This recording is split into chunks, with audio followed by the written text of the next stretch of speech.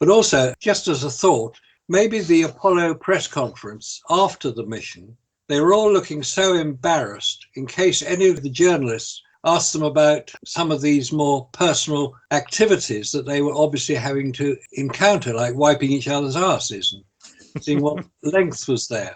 But maybe they just got embarrassed about that. I don't know. No, I think the fact that they didn't go. The other thing that you will find that is missing, especially in a document like the Finney file, it gives the schedule of their training program. Now, you just had Apollo 11 went there, so you've got 3 astronauts. Why aren't they part of the training program for Apollo 12? Because they now have the experience. They went. Why aren't they assisting the astronauts for the next mission? And so on and so on. You don't find the previous astronauts staying there to give their expertise because they have now done it. And there again, Neil was already gone by 71 teaching. Why wouldn't he be contracted to be on board to make sure that he's there? He was the best pilot. He had the most difficult. He did it for the very first time, and it worked perfectly the very first time. Why wouldn't, in their training schedule, wouldn't they have the other experienced astronauts to bring their knowledge for each of those missions? Like 11 to 16 are sitting there with their experience to give training to Apollo 17. Those type of details that you see when you look at the documents aren't there. And it's very important. Why wouldn't you have these people? The people on the ground don't have the experience. Like if they actually went, you're going to call on those guys because they operated that equipment. It's like a pilot. You have the experience flying the bloody plane. You're going to let the next guy in and try and figure it out himself? No. He's going to go train the next guy. Yeah, of course he is. It's standard procedure. Didn't happen in Apollo, did it? They should be on the NASA helpline. Be the ideal consultant advisor, even if he didn't want to join the astronaut corps or wanted to leave it. As a consultant and advisor, he'd be invaluable. I mean, NASA must have offered him everything. You know, they must have offered him like loads of money, a company car, a mistress, anything. They had him at Hugh Hefner's place. I mean, they had the Playboy bunnies there. They would just be running after those guys like flies after them because they were famous. Yeah. They were famous the second they were put on the roster to go. Out of the 60 astronauts that trained, the full 60 that trained on there, nobody knows the name of the other 57. The 60 that trained, as soon as they were selected for the mission, boom, international news. The front page of magazines, interviews all over the place, probably didn't have a second to themselves. As the song goes by David Bowie, everyone wants to know what shirts you wear. Yeah. Think of the sponsorship and things. Yeah, I mean, but Neil just turned his back on all of it. Yeah. Yeah, amazing. How could the U.S. government and NASA not be able to keep him? Well, it's the same for the second in command, or the second man, Buzz Aldrin. You know, he went on to become a used car salesman at some point, I believe. Well, he had a little, alcohol abuse problem at the time that had to be dealt with. So he kind of disappeared off and then came back later on. Yeah. And they cleaned that up. That can happen to anybody. Happens to rock stars. They get fame, they go party, and back at Hughes' place. But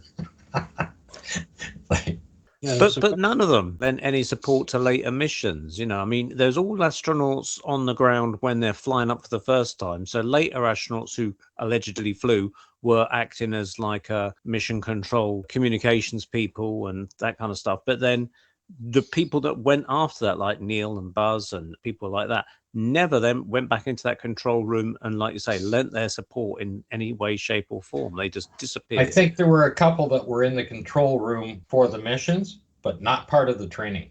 This is another thing that gets me as well, as China came out with the new spacesuit. And when you look at it, it looks exactly the same as the Apollo era spacesuit. So I don't understand what really is going on here. Why isn't everybody going the way of SpaceX with these really skin-tight suits? Like, look at this. Yeah. It's just a more modern version of what they wore on Apollo, isn't it? I mean, the very fact it's not skin-tight is because it has that armament. It has a pressure layer, as Neil said, the circulation, the cooling system, and it would need that. Yeah, as you guys have always explained, what Elon has created and what NASA created looks like something from sci-fi. It's just like the thing you zip up and take off. It's like a little. It looks cool, you know. It makes you look like some kind of intergalactic Hell's Angel, but that's not like a proper suit you'd wear in a vacuum. Especially, as Scott has mentioned many times, the kind of vacuum you don't even have to endure in low Earth orbit. And the only difference is with the Chinese suit is that the zipper is on the back of the suit. It's kind of like the one where they were thinking about Mars, where they kind of walked right into the suit and then zipped it up, and then you could just keep on walking out the airlock. Now, this is kind of a thing that the Chinese have done in that spacesuit. That's the way it looks, because you don't see any zippers around the crotch area. When you look on the back of it, that's where it seems to be. Did any of you see the guy who just did an EVA in orbit a couple of weeks ago? All he does is sort of like climb halfway out the hatch. He doesn't actually float off. But did you see that? He sort of like goes... Yeah. That was a SpaceX mission. And again, to me, that looks like an action man. He puts on this spacesuit and he climbs out the hatch, but only halfway. And there's a photograph of him just sort of like sitting on the edge of that hatch. He doesn't go off and float around or anything. The Polaris Dawn, I mean, there was 4 of them that went out that hatch. There was 4 of them in there, but that was a private enterprise. That was a private company that had paid SpaceX to get them up there. They were all hanging onto the railing. They just sat there for a moment on the edge of the hatch. They didn't climb out like they do at the ISS, no. When you look at the still pictures, that's what you're seeing. You're seeing them flying out there. They come flying through the hatch and they're literally outside of there like Ed White was. But in reality, this is not what happened. And then they're claiming about the Van Allen belts, how they went in them. Well, they didn't even get close to them when they were doing that spacewalk. No, they weren't. So this is them, they're trying to promote this particular spacesuit as working when it actually may well not work. There's every reason to think it's not going to work. Well, I don't know how the rubber seals can seal that faceplate. And then not only that, but then you have the washers that are on the sides. So you still have to have rubber washers for that pivot. And every time we looked at Joyce Deaver's experiments, those seals always swole up and crack. So I don't know how they're doing it, unless maybe because they're not out there that long. I mean, perhaps if they were out there longer, it would happen, but I don't know. It must be the same rubber they're using on the space station for those hand cranks. The rubber on those only has to be changed every 30 years. I looked at an article on that. So maybe it's the same rubber. I don't know. Why isn't the test results of that in the Sandusky vacuum chamber experiments? They don't show that they have a rubber that works past 10 to the minus 6. Simple as that. And the ISS is at 10 to the minus 7. But the thing that gets me is if a Hollywood costume designer can build a spacesuit for Musk, why is $3.5 billion being spent with Axiom and they still can't build a suit? Collins couldn't build a suit, but a Hollywood costume designer can build one and it works? Like, you got to be kidding me. And if they have a suit like that, then they can cancel all of the other contracts and use his suit. I mean, that suit is so basic, you'll be able to buy one for yourself at Walmart. I mean, it's so simple. You look at the design on it, it's got 3 or 4 layers on it and it just zips up. I mean, everybody would have one for Halloween. For your kids, you go buy a Joe Fernandez's Hollywood spacesuit. It looks like it's made of leather. No, it's not even made of leather. It's made of Nomex. It looks a bit like that. It's like the thing you put on, like you do. You see people putting on these big leather trousers and things when they're riding a motorbike. No, racing motorcycle gear is much higher tech than that thing is. Yes. They'd be better off wearing the motorcycle. Okay. They do look a bit Evel Knievel. Yeah, even the Halloween costumes are coming close to doing Musk's suit. Yeah, you got a picture one there, do you? See, Elon's going to get an awful lot of publicity now because he's promised to go and rescue those 2 stranded astronauts on the ISS. He's going to go up and get them, Sunita and Butch, who are currently stuck on the ISS because their own rocket broke down. Luckily, it didn't break down to the point where it killed them, but they managed to get to the ISS before it completely was ruined. But the rocket is now back. It did actually return safely, but they didn't risk putting them in it. But he's promised to go up and get them, and he's no doubt he's going to get a lot of kudos for that. And everything these companies do is about public image. everything. And this may well stop people asking those questions about the suits when those two smiling astronauts come down and saying, I'm glad to be back on Earth. I never thought I'd get back here. And Elon will be standing there smiling and going, yeah, it was a pleasure. What they need to take with them when they go is some good hair conditioner by L'Oreal or something to get her hair back down again. Because it's just starched. Need something. Beyond belief. I do notice, like at the press conference, I mean, obviously these guys the Apollo astronauts have much shorter hair than her.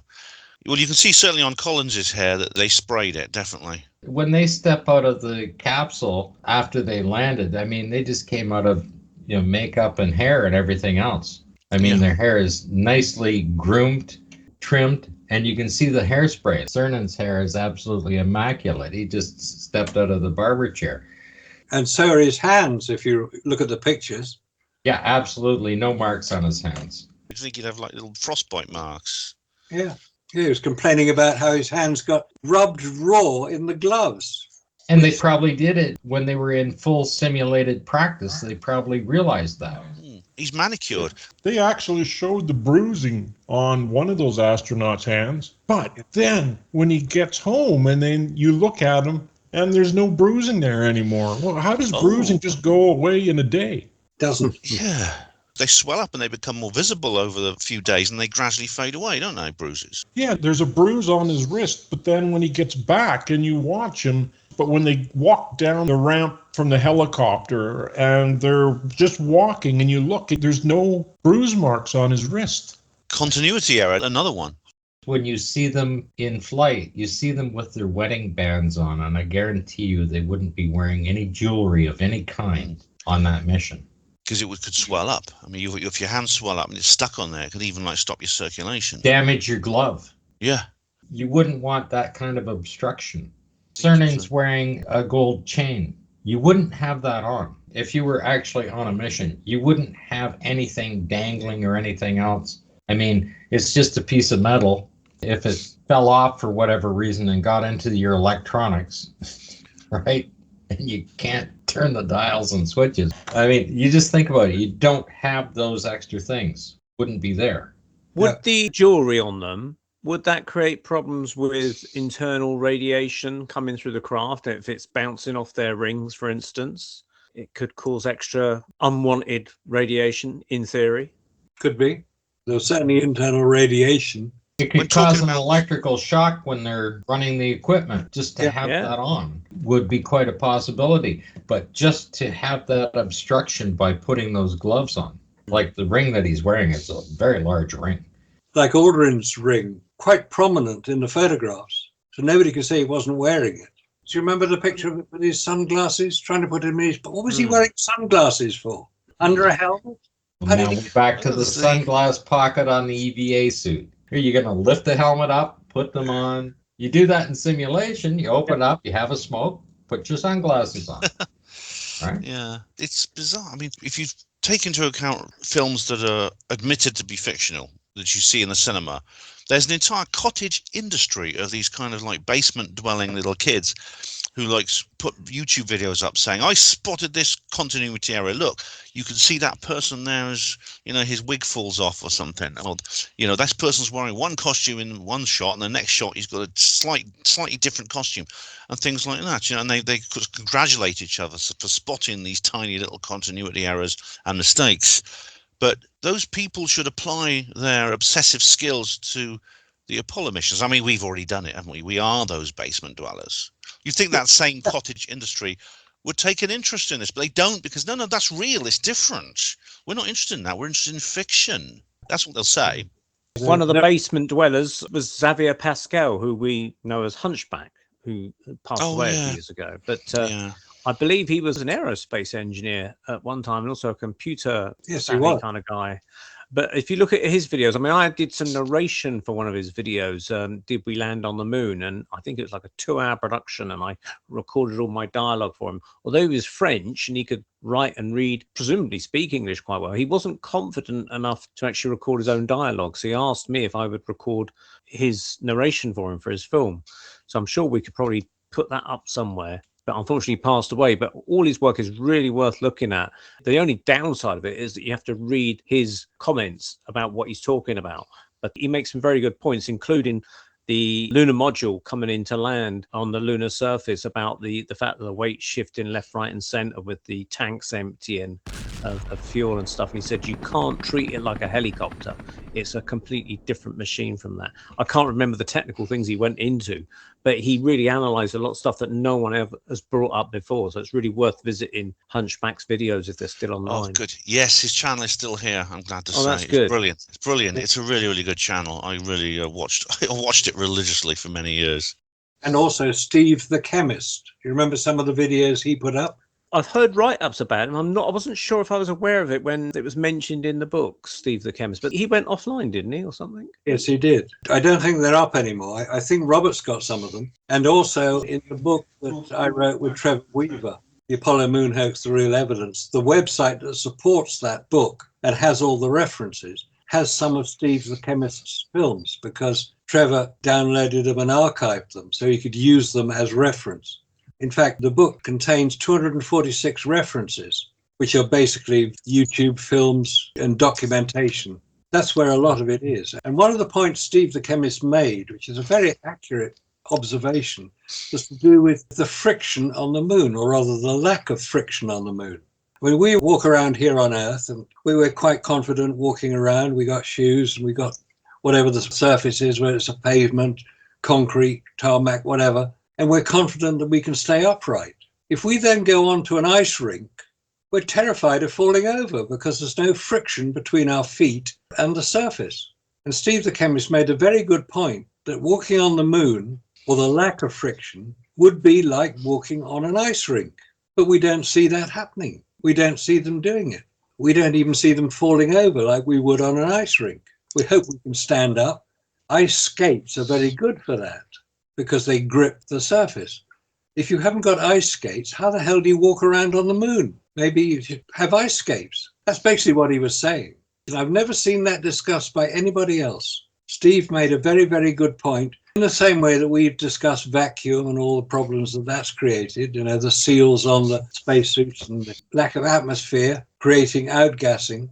I've never seen that discussed by all these so-called Apollo apologists. They don't talk about vacuum, they talk about friction. They only talk about the things which are obvious, which indicates they either haven't done the research themselves in the way that we have, or they're so frightened of discussing it because it would expose their story as being fraud, fictional, and fabricated.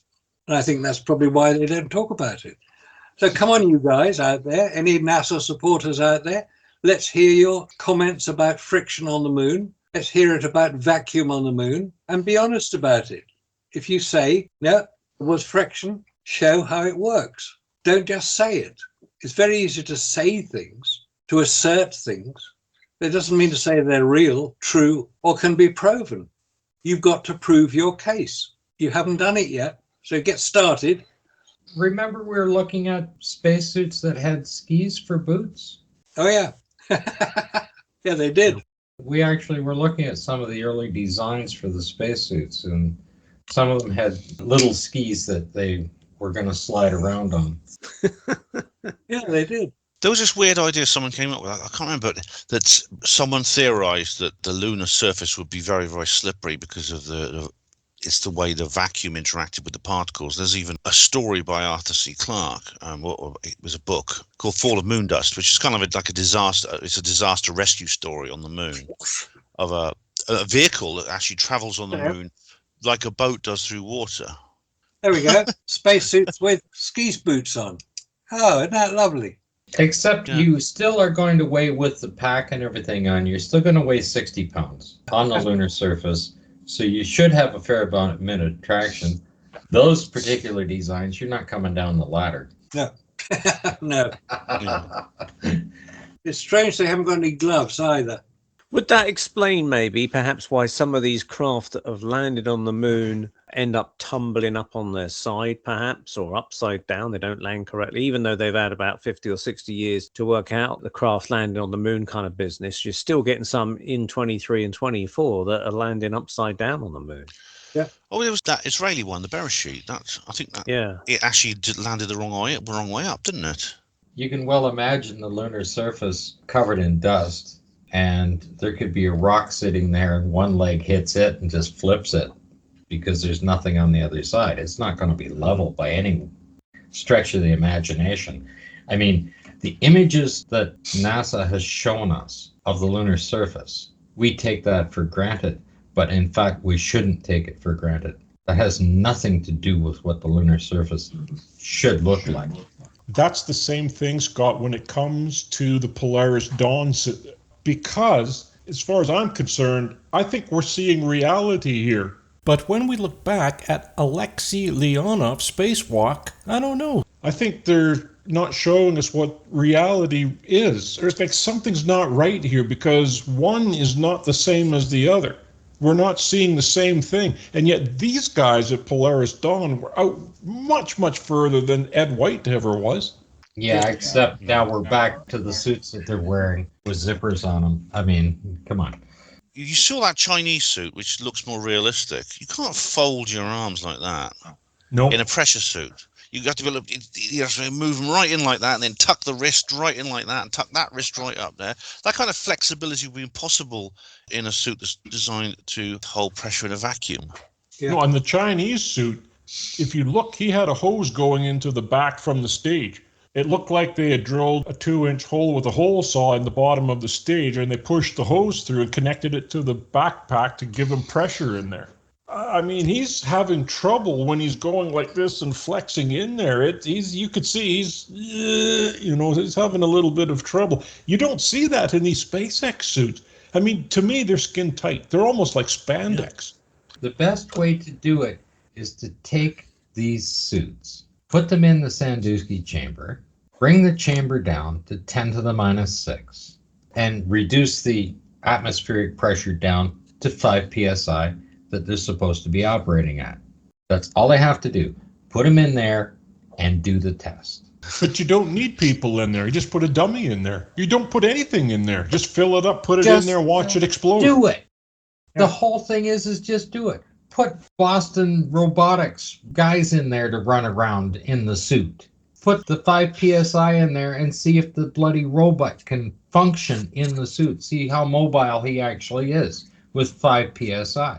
Yeah, but Tesla could put one of their robots in there and do the same thing because it's Tesla's company. Therefore, they put their robots in a Tesla spacesuit, and now you have the whole shebang. But they won't put it in that Sandusky chamber. They will not do it because they know it's going to explode. Well, that suit, the bloody zippers would just tear apart. If they were holding any pressure, we're back to bloody zippers. And now we can have a little conversation with build demos about how fast that's going to leak out of there. Right? Yeah. No, but there's a fella in the UK, I believe it is. Didn't he build a LEM himself and have all the equipment in there exactly the same? Now there's a good test bed to try that on. He has it set up exactly, the door to the airlock to the equipment that's inside of it. He's got everything in there. So if somebody would just simply put on a suit and just do that, or even a backpack, just put a backpack on and try to sit there or kneel there in that position, you'd blow the whole thing open. But I'll bet you dollars to donuts that there's no way he'd allow it. I saw the video on that guy that built that thing. He was a school teacher or something, and he built the thing as a playhouse for his kids, I think, originally. He has it available for people to come in and tour it. My lookalike has made a new video, Curious Droid. It's called Why Do the Apollo Landers Look So Odd? It's a 15-minute video, and you can watch it in your own time. I've not actually seen it yet. I just thought it was a very interesting title. Oh, right. Oh, it's Jimmy Sullivan inside the Lamb Replica. Does he say where he is? Oh my goodness, full size. Yes, it's a full size thing. Maybe we should go and visit it. Oh, look at it. Oh, that's good. No vacuum effects, I see. You can get a hold of them on Twitter there, right? Amazing. And you can see like where there's supposedly the place where they stored the suits, which is like at the side. You can see like a place there. Oh, he seems like he's really gone to town to try and make it authentic. Yeah, it looks like it. That's quite extraordinary. It was at the Prague Planetarium, apparently. For a limited time. It's in Czechia. It's not in our country. Right. Ah, too bad. Maybe he's put it there as an exhibition. Maybe it's only temporary. How they fit the lunar rover in there? That thing's made out of aluminum and riveted together, exactly like everything that's in there. I don't know where he got the consoles and the dials and the switches from. He must have got them from NASA. He must have had some connection with it to be able to get that stuff. Well, it looks better than the original. I bet you he got one of their simulators and with everything complete to put it together. Because he's got the NASA logos and the whole 9 yards are there. All the switches and dials are there, right? Exact. Same as the hatch. If you had to make all that stuff yourself, it'd be a nightmare. He has the door open and the console's right there. How could Aldrin be in there? I mean, this is even worse, actually, because in this model, the joystick, which would be Neil Armstrong's side, it doesn't go up high enough. You can't move it up high enough to get it out of the way of that door. It wouldn't have been easy to sort of like handle because there's those two controls. Obviously, I assume one's a throttle and the other's a joystick. You'd have to like lean over them. So there's another guy standing next to you or sitting next to you.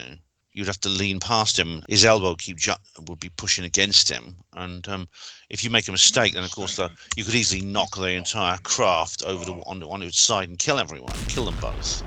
Yeah, but look at the way the joystick is. It pivots up and down so you can move it up out of the way. And he has it moved up as high as it will go without the top of the joystick being pushed into the console. And look at where he closes the door. You see, there's no way Aldrin could be anywhere in there because both of those consoles stick out of there at least 10 inches. He can't be there. And that's on the original Lamb, too. We've shown that he can't be there.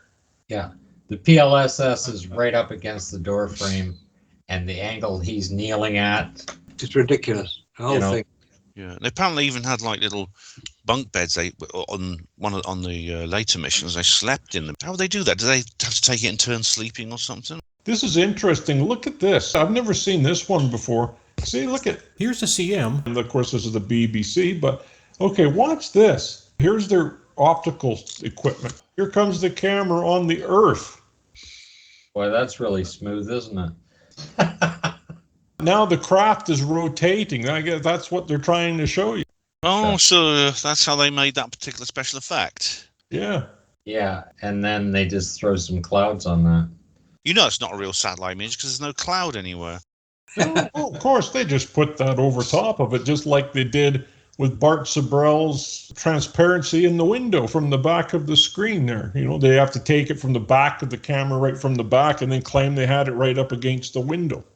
Interesting, though. This is the first time I've seen this. And then look at this other camera going over the lunar surface now. Oh, my gosh.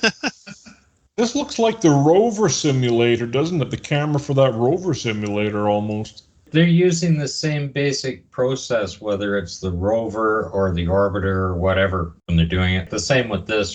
That's for the rover, and it's also to land the Lamb with. Look at that. Can you imagine trying to steer this thing like this? You get dizzy. Yeah. And you're standing up while you're doing it. When was the last time you stood up to drive a car? Here they are. You're sitting down in a rover to drive it. But in this, they're standing up to drive it. Now you come to the Lamb. They're supposed to be standing up in the Lamb, but in the simulators, they're sitting down. Like, do you see what I mean? Everything's opposite. You're supposed to sit in a seat, drive the rover, and you're supposed to stand up flying the Lamb. You don't sit there and do it the opposite way. It makes no sense. Well, there's certainly no way that you would be standing up in the lunar module when all your practice runs in the lunar landing reconnaissance vehicle, you were sitting down. That is just nonsense that you could stand up to steer this thing. You'd never done it before on the moon, allegedly. Probably hadn't done it on Earth either. It makes no sense. How many people drive a car standing up? No, they don't. When they're going to launch back off the moon, they're still standing up as well. Yeah. I mean, they've supposedly got their feet in little kind of holders or something to secure them to the base of the lunar module. But the actual force of them being shoved up whilst they're standing up, it seems a bit Jules Verne to me. Yeah. Yeah, so here they are standing up. They're supposed to be flying. Now, when you fly a plane, you're seated. You're not standing up. And when you're driving a car, you're seated. You're not standing up. So why didn't they do this in the first place? If they're going to land on the moon standing up, then you would practice standing up. But did they do that? No, they didn't. They sat down when they did it in the simulators. This makes no sense. It defies logic. Logic. Logic. Logic.